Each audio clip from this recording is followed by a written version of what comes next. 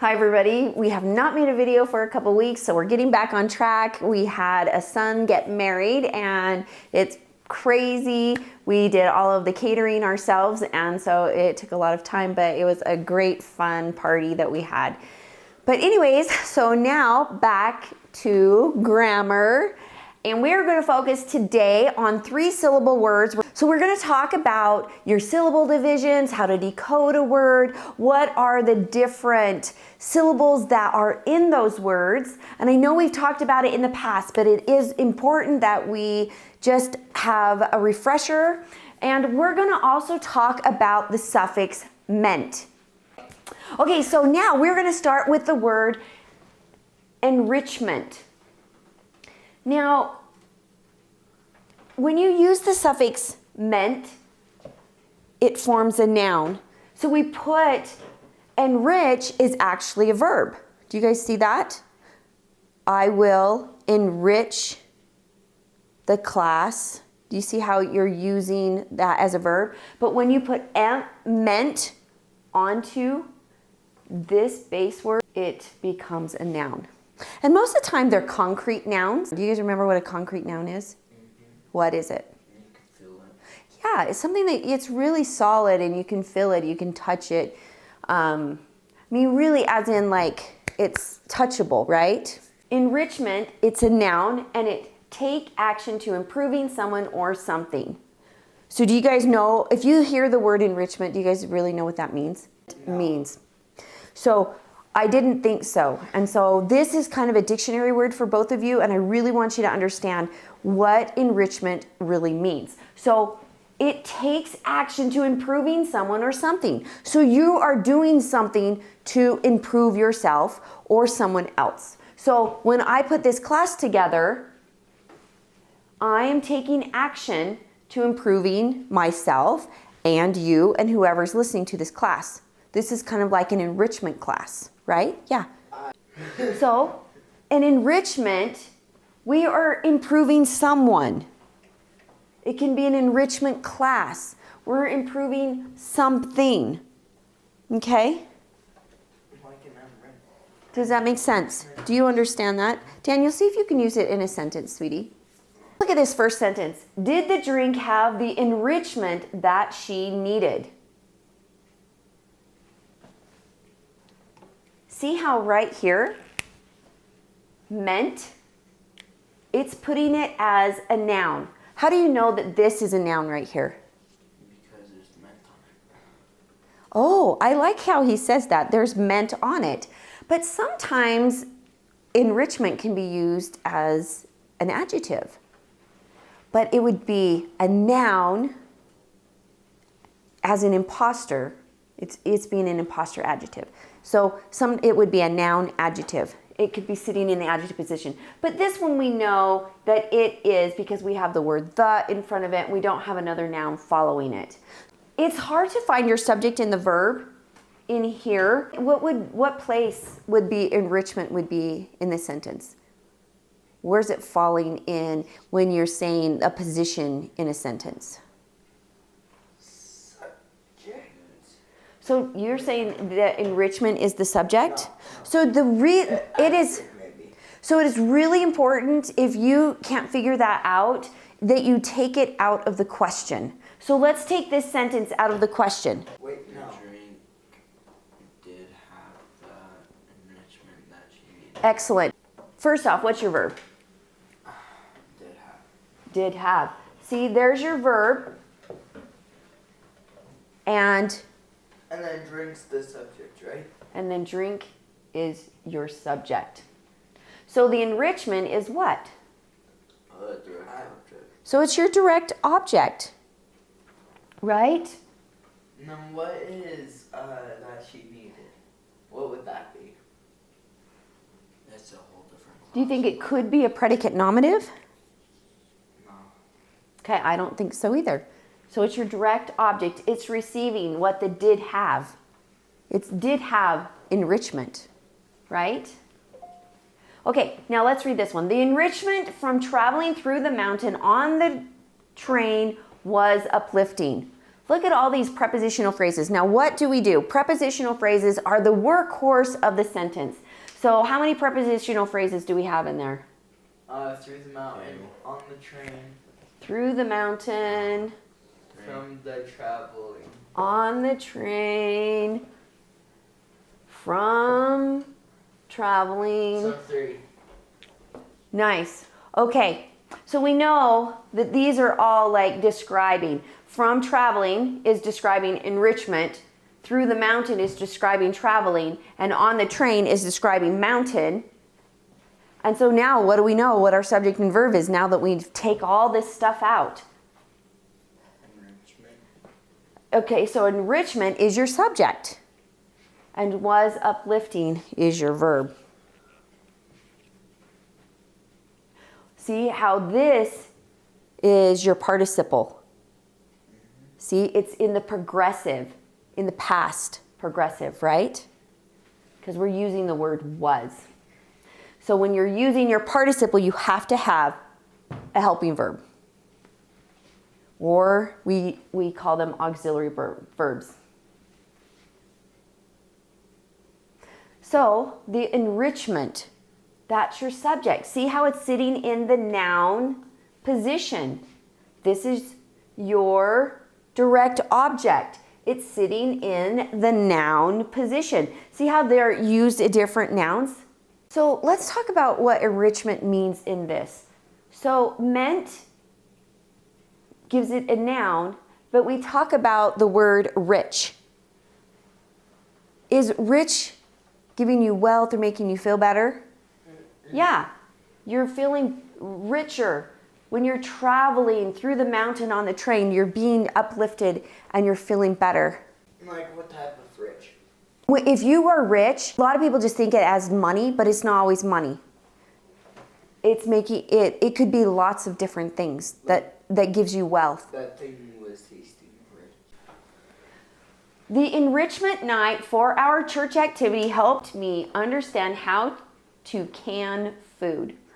I actually bottle a lot of food with my boys, and we listen to Harry Potter as we do that. It's kind of fun. Anyways, okay, what is enrichment in this word? It is an adjective. This is a noun, imposter, sitting in the adjective position describing what word? Night. Night. Boom. This is an adjective. Now, it's the enrichment night. So what is your verb in here? Helped. Helped. Night is the... And that's your direct object, helped me, right? And understand. Mom, you might want to double underline that. Thank you.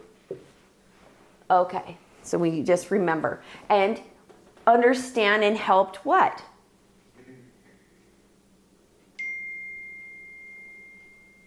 What's being understood and helped because of what? The night, right? The enrichment night. Does that make sense? Yeah. And this is a prepositional phrase. The positive effect of the enrichment class was exciting. What's your verb in this one?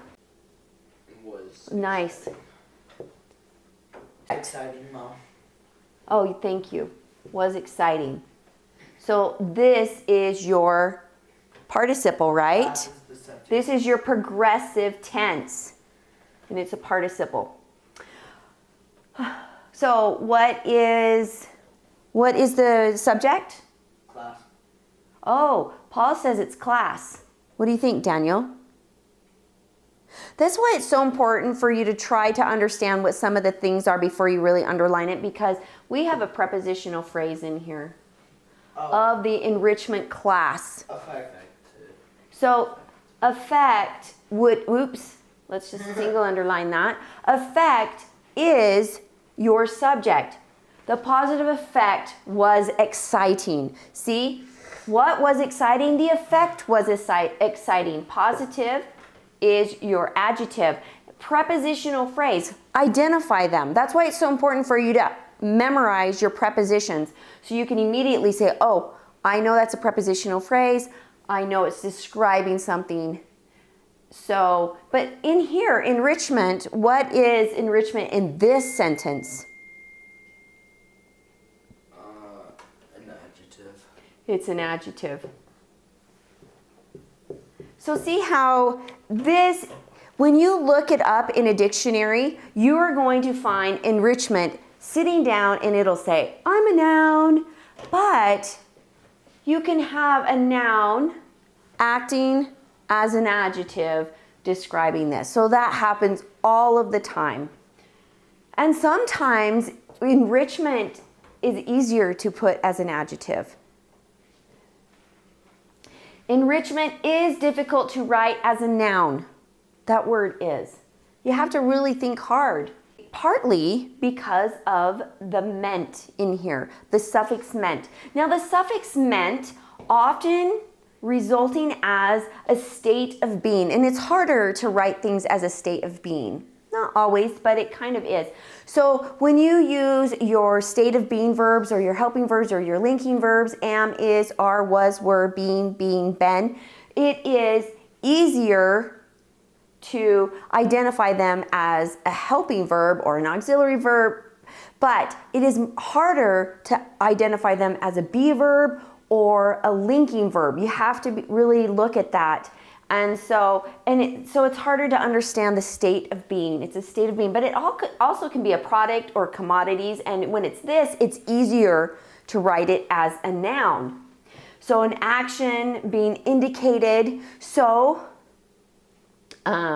also remember enrichment, it's a noun because ment is on there.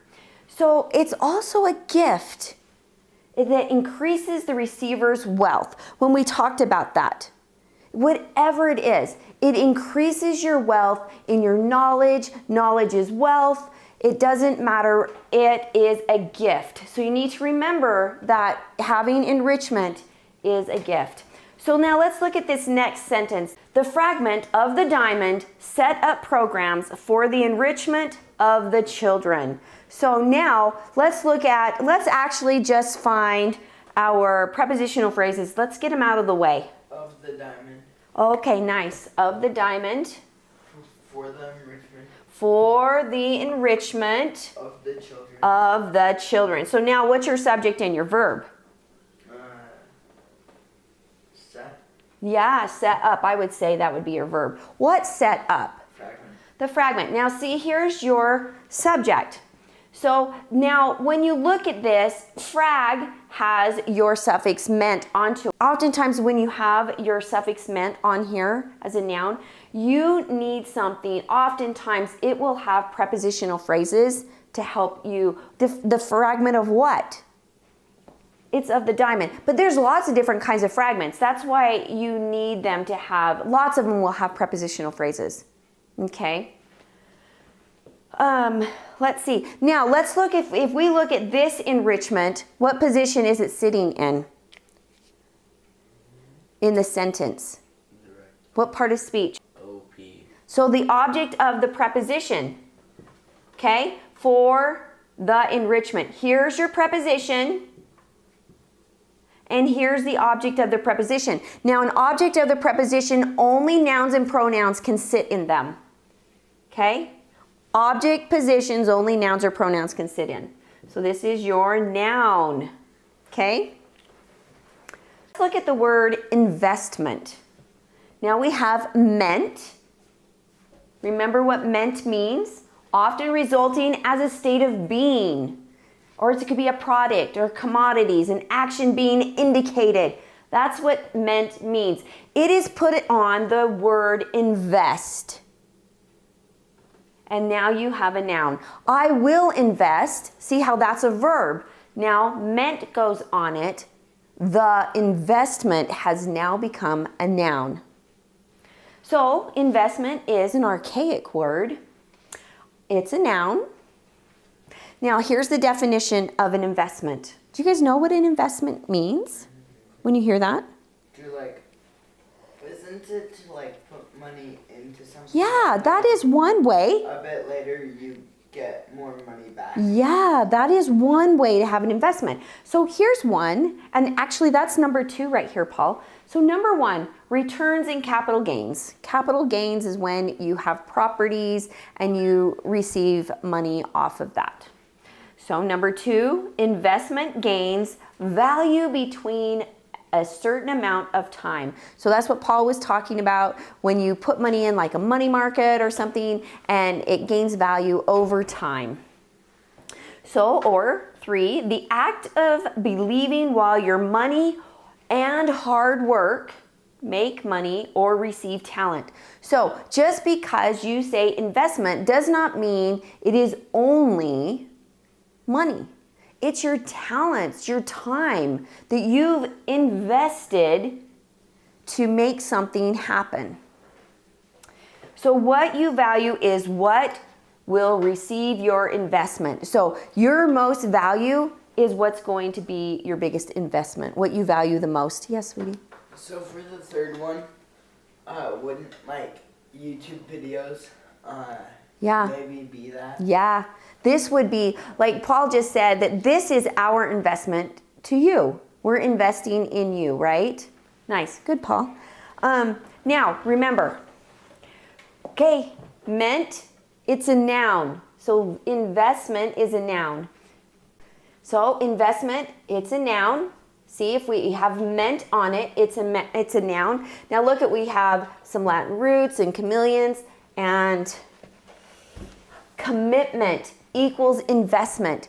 So when you are committing yourself to something, you are investing in whatever you're committing that to. So noun, meant, that equals meant. You're having a commitment, and that equals an investment. Does that make sense, boys? For instance, let's say you're going to commit yourself to attending church, and that means you're committing yourself to God, and that gives you an investment. You're investing your time and talents to maybe teaching a class, or does that make sense? So those go together. So is what we're going to do here, now we're going to go into 3-syllable words. That's all they are. And we're really going to focus on breaking your words apart. We're going to talk about, in this section over here, what kind of syllables they are. And decode these words. And then we're going to decode these really fast over here. So this 3-syllable word, let's just decode it. All right, so first off, we find our vowels, right? We always start at the beginning. Now, if you have a letter of consonant in the middle between these vowels, most of the time, I would say in the 80%-ish, they go to this side. But when you have a vowel R, that can be tricky because sometimes it will stay with the vowel over here that you affect. So I would be cautious when you see a vowel then an R to bring it to the end. But not always will that happen because we have, the R's are tricky. Sometimes they'll come to the end and sometimes they'll stay with their vowel R. So you just play with it. But no matter what, if you have a vowel here, the vowel R will be trumped. So now we have, so let's break this how we would typically break it. We're going to bring the R over here. And now we have, this is why it's so important for you to actually study your suffixes too, because you want to identify OUS. That is a suffix. Now, oftentimes OUS is on, just its very own word, but it still says us. It sounds like the suffix and it needs to be identified. So, that you're not going to have a bunch of vowels like that's going to break apart. And not only that, I-O, if you look at I-O, you might think, could that be oi? But we don't have a vowel team that's an I-O. We don't have them. They're O-I. And so I would maybe have a key word that helps you have, just a memorization. O-I, oil. Okay, so then we know it'll break here. So now remember, open eyes, when it's followed by a vowel, when an I is followed by a vowel, it's going to say E. Do you remember that? So that's going to say serious. Well, does that sound funny? Serious? So, I mean, or you could just say, it will say ear, ear. So you could maybe hear it say us, serious. So play with the word to get it right. So over here, we're just going to, I'm going to break them apart. Now, when you studied your prefixes, you know that this is a prefix and you immediately can break it. I mean, if you haven't studied them good enough, find your vowels. If there's two in the middle, break it down the middle. And so this will be the accented syllable right here. Now remember, if you have a 3-syllable word, the accent will not be on the end, okay? It will most likely be here or here, but most of the time, it will not be the prefix. I'm not saying it'll never be the prefix. I'm saying most of the time, it won't be. It'll be the root right here. So this is closed, so we're gonna say inhabit, because this is accented, so it's saying the A sound. The ah sound. Inhabit, inhabit. Now this one, see, we're going to break it. Inhibit. Now this one could probably even break over here, because open eyes in the middle will say it's short sound, and it sounds like it will fall like this. Inhibit.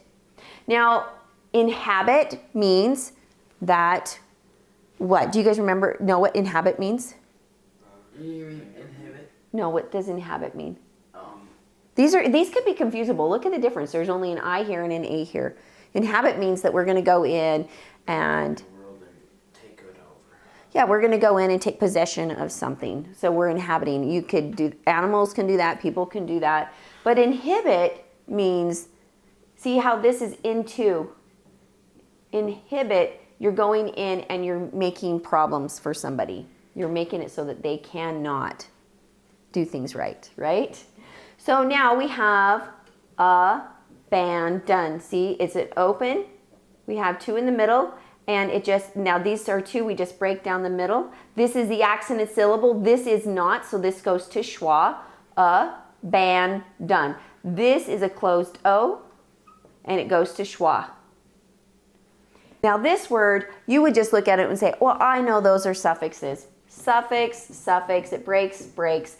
And you have your base word, help, helplessness. So break them apart as you study, as you have studied. You should be able to identify this immediately, that these are suffixes. Okay, so now we have, now this is the accented syllable. So this closed A will say ah, and this is not. So this will turn to schwa, camera. Now, in some areas, you can't hear it. Some people say camera, but I say camera. When I say it, you can hear that most of the time. But I do think it depends on where you live. But I think if you said this, you would be able to spell it easier. Okay. Now, we know we have a suffix here. We just talked about this suffix, so we're just going to block it off. We know it's going to break right there because we know that that's suffix. But this right here is a little bit trickier, right? So we have one in the middle. Where's it going to go? To the right. Yep, to the end. And so we have government. Well, have we heard of government? This right here is an open syllable. This is a vowel R syllable, and this is a closed syllable. Do you see that? So that forces that O to be long. Have we heard of a government? No. So we need to switch that and play with the word. This word is unusual, and it says government. Government. This is syllable R. This is a closed O syllable, but it is saying this would be a true spelling word. Gov. Most people would know how to spell this one because in our language. Okay, now crocodile. This is a closed syllable, open syllable, silent E syllable. Crocodile, crocodile. See? So sometimes crocodile, so sometimes you can't hear the O, but still, if you decoded this and you said crocodile, and all of a sudden you're going to hear it and you're going to say crocodile. It might be a little bit trickier to spell because you're going to have to say crocodile, crocodile. It almost sounds like an open A schwa sound. So this one probably would need to be a spelling word. So, is this an open syllable, boys? Yes. Yeah. How do you know that? Because it's open. Because there's nothing following it. That's how you know that this is an open syllable. Okay. So now we have, this is not a vowel R, this is a vowel, and so it trumps that vowel R. So this is an open syllable, this is an open syllable, and this is an open syllable. So this is going to say library. So oftentimes that R almost sounds like it falls in here. Library. Does that make sense?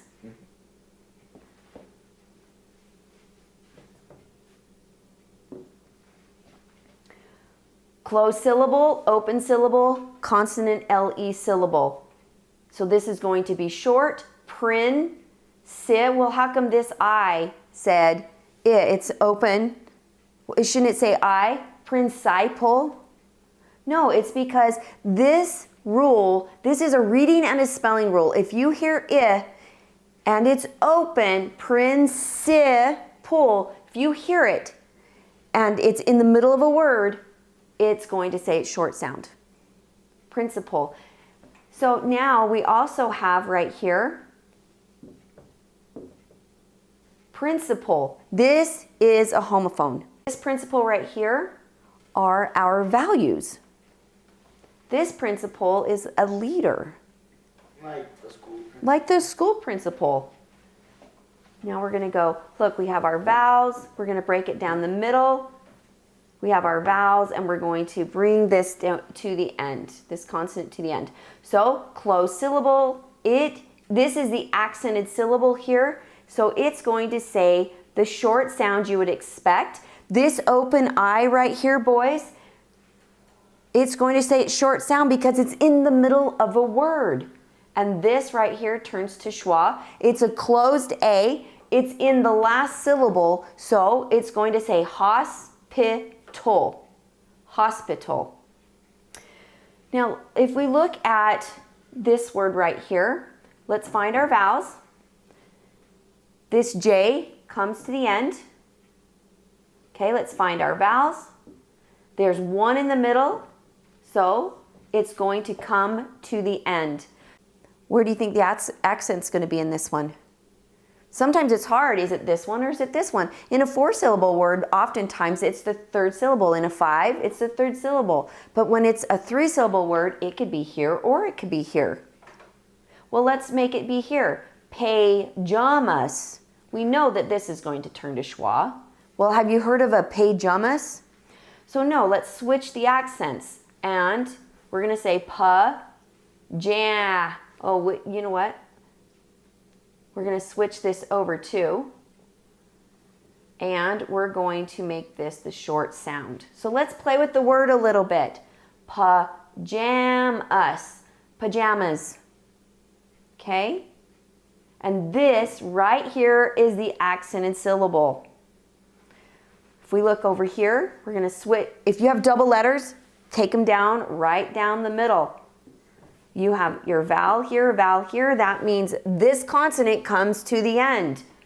Buff, low. This right here is a closed syllable, open syllable, open syllable. So this turns to schwa, and this says it's long sound. Open A's say schwa if they're not accented. So if this turned to schwa, what's the accented syllable in this word? If this turned to schwa, what's the accented syllable? The O. No, this can never be accented. Well, the third one will never be accented. The first one? Yep, this is the accented syllable. Buffa. You know, if this says you know that this is the accented syllable. Because the open A's, if they're accented, it will say A. Here and here. Now, this is a silent E. Oh, that's not a silent E. What is that? Unit. Yep. What's this? Unit. No. Open. What's this? Closed. That's a closed syllable. This turns, this is going to actually say, this is the accented syllable. Chocolate. Chocolate. What are we going to do here? Now, you have to be careful when you have an R. So look, we have our vowel, and we have two in the middle. Do we break it if it's an R down the middle? Most of the time, no. Sometimes you do, but most of the time, no.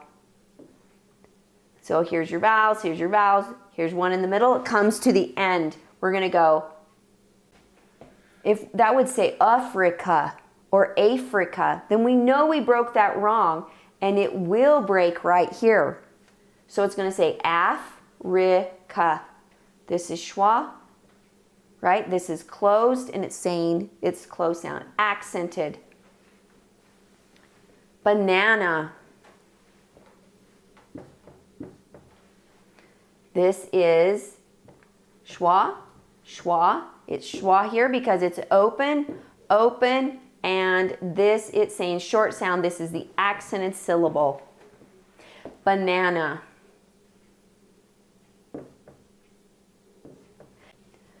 This right here is an open syllable. This is a vowel R syllable. This is a closed syllable. N-er-G. Now we know this is going to say right off the bat because this is a consonant. Energy. This is a compound word. So we know, boom.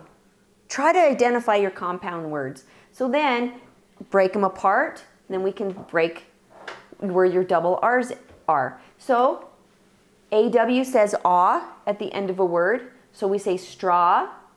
This is a vowel-teen syllable. This is a vowel R syllable. And this is an open syllable. Okay, strawberry.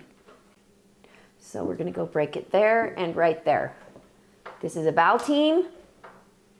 This, I would not call it a vowel R because it has a vowel right there. Does that make sense?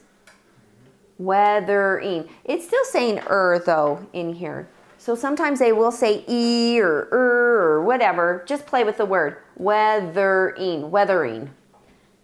Right here is your suffix. Vowels, break it right down the middle of it. Now we have our ER. Okay, closed syllable. This would be a closed syllable and an open syllable. Cutlery. I never will call these vowel R's if there's a vowel following it, even if it says the vowel. That's me. People might not agree with that, but that's how I do it. So see, this is not a vowel R. So I would break it here and here. You have to be really careful at the end of a word. If EA is at the end of a word, this is not a vowel team. So break it apart. Okay? And see how this, you don't say aria. You're saying A. This is a long A sound. Area. Okay, this is its long. So this is an open A. This is an open E and an open A. And that turns to schwa. Does that make sense? All right, India. This right here is a closed syllable, open, open. Idea, open, open, open. So now let's find our vowels. We're going to break it right here. And also, we have learned that this is a prefix. This is a root, but it's going to break right here. Here's our vowels. There's two in the middle. But also, you should know that ch is a unit sound that we always have. Closed syllable, closed syllable. This turns to schwa, adventure. This is the accented syllable, right? Okay, double R's, break them. If you have an ARR, this will say air. Or in this one, because this is a W, it's going to say or. Okay, warrior. That I is silent. Look at this one. You have a unit sound right there, but because that vowel right here, it's going to make that G say J. So you're going to say dangerous, dangerous. This is a prefix.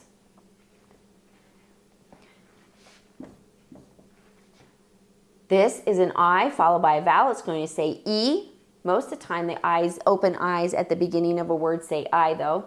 But this is unusual. Piano. Open, open, open. Break right. It's still a unit. I will keep my units together, even though you can hear it break right here.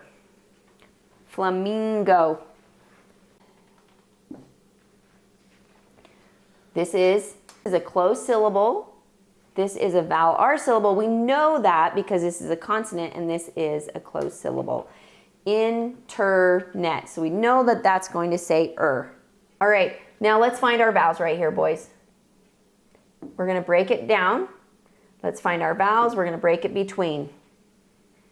Now, this will be open, short, short. Okay, Paul's having a laughing attack. Okay, stop, Paul. Please, let's just finish, honey. So this right here, so let's try to pronounce that. Columnist. Have you heard of a columnist? No. So we need to put it over here and we're going to say call. So we know that this is the accented syllable because this is not turning to schwa. Columnist. Now if you want to turn it to schwa and see if this is the accented syllable, you can say columnist. Columnist. You can't even say it. So you know this is the accented syllable. It's saying it's short sound.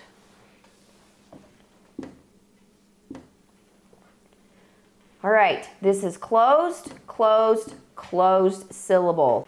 Volcanic. This is the accented syllable. It's saying it's short sound. So this O, you're going to have to play with it to see if you can get it to work. So this is closed, closed, and closed. This is the accented syllable. It's going to say it's short sound. Fantastic. Oh, we have two accented syllables in here. Fantastic. So that's unusual that you have that. Oh, we have a number right there. Do you guys remember what that number is? 8. Octopus. So this is closed and it's the accented syllable. So it's going to say it's short sound. This is open and it doesn't matter with an open O. It'll always say O. Octopus. Octopus. This is the number 8. All right. Okay, we are done with this lesson. I hope you guys liked it. Practice understanding how to break your syllables apart. Make sure you know what the 7 syllables in our language are. We have our closed, our silent E, our opened, our unit sounds. What else? Vowel R's. Oh, consonant LEs. Vowel R's? No, I got those. Oh. Well, we're missing one.